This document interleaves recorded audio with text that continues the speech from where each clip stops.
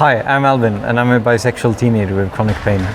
Hello, my name is Oliver, and I'm a trans guy who makes videos about LGBTQIA+ people, where they get to talk about anything that they want that somehow relates to them being queer.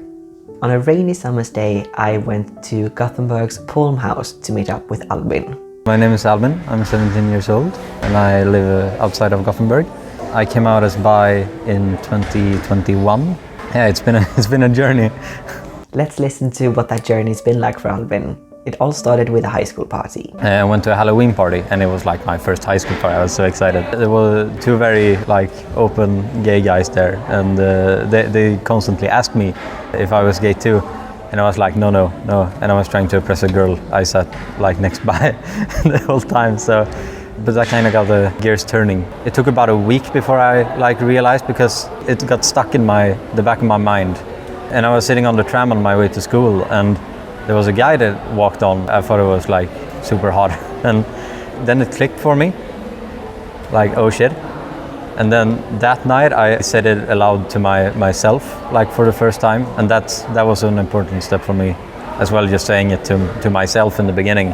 But you need to take your time with it, because slowly but surely your brain starts to understand that this is how it is now. So you need to take your time, and for me it was weird the first month, but after that I slowly began becoming comfortable with it. And realizing this new thing about himself felt good to Albin. It was a relief, because it was very apparent that something wasn't quite right in my day-to-day life. And if I look back now, it was pretty obvious when I was young. Very much of my life started making sense all of a sudden. Albin wanted to tell people around him, but he was a bit scared. I was so scared of especially my parents not accepting me, because they always told me yeah, if you have some other sexuality, it's nothing weird about it. So I wasn't really scared, but it's still the thing of having to come out. It was a process, but I started coming out to two of my closest friends, Arvid and Vilgot. And Arvid had come out what was it, 3 months earlier, something like that.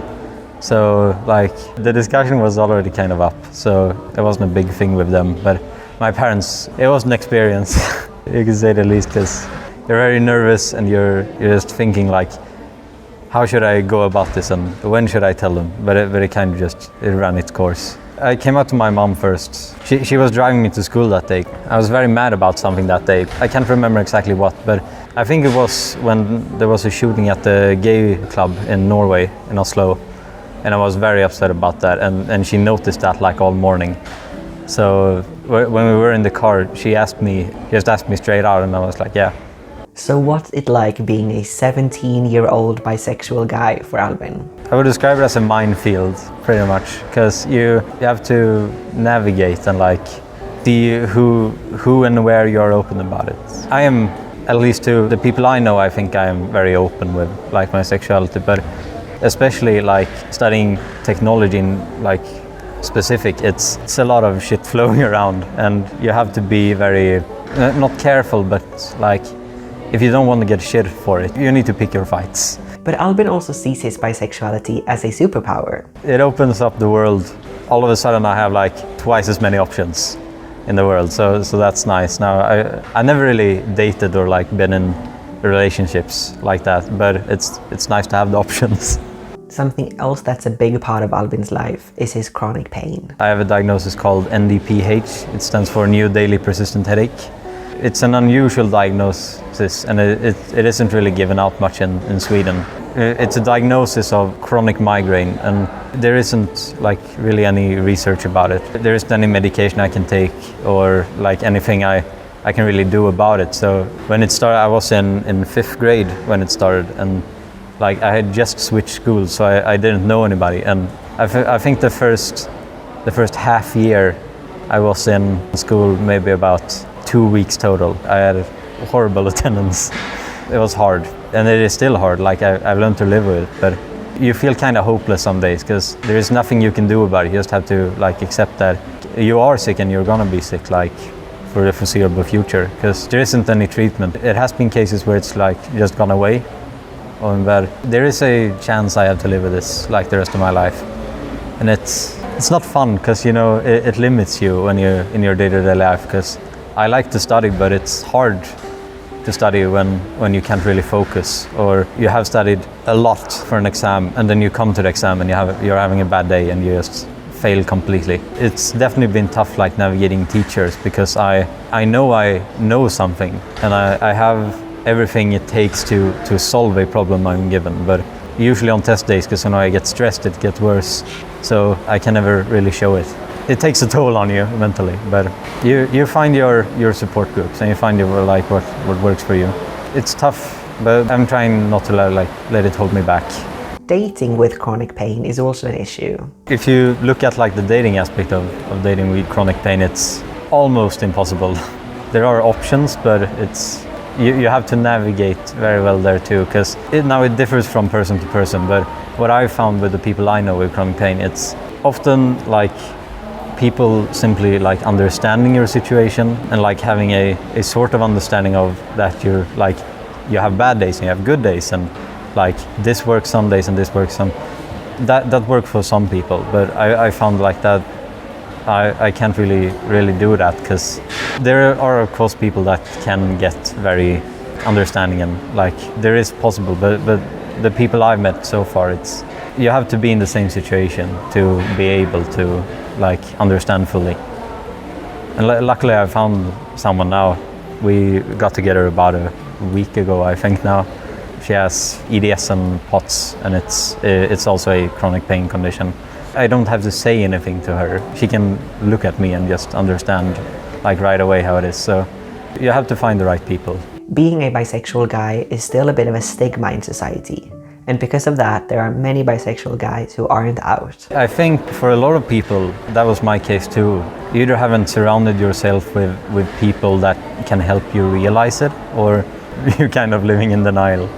Because if it hadn't been for that like Halloween party I went to, I probably wouldn't be out today, because it clicked for me that night. And it was an important step, and I think that's the case for many people. Like, you simply aren't in an environment where you have the option to kind of explore, and maybe you're not in such an accepting environment that you take second thought on it. Especially with today's norms, you are born straight and that's just how it is. And if you aren't actually encouraged to actually like seek out, or have people around you that come out, I think a lot of people have a hard time realizing it in the first place. And I think the people who have realized it, they are either not out because they aren't in an environment they can be, or simply they don't feel that people have to know, and it's like just their thing. Albin sees the bisexuality as just one part of his identity. I wouldn't say like it's that of an important part of my identity. Like it's a part of who I am, but I have a lot of other things going for me. How you gonna phrase it? So like if I hear someone talking shit, I will take the debate, but I don't walk around and just I'm bi to everyone I meet. It's just if it comes up, it comes up. Lastly, Albin has some words of advice for you if you've just realized that you're bisexual. To take their time, because when I realized I was bi, that was in October.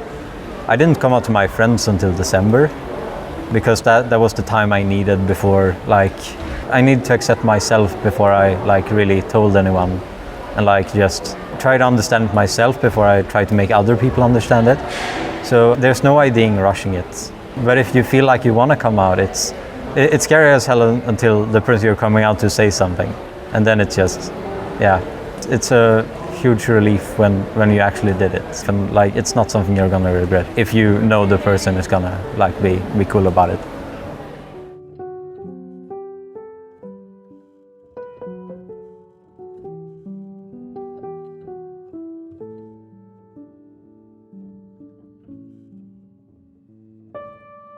If you enjoyed watching that video, please like, comment, subscribe and share the video. I really appreciate you showing your love in that way. If you also want to support the channel financially, that's possible via Patreon, but really no pressure. See you next time!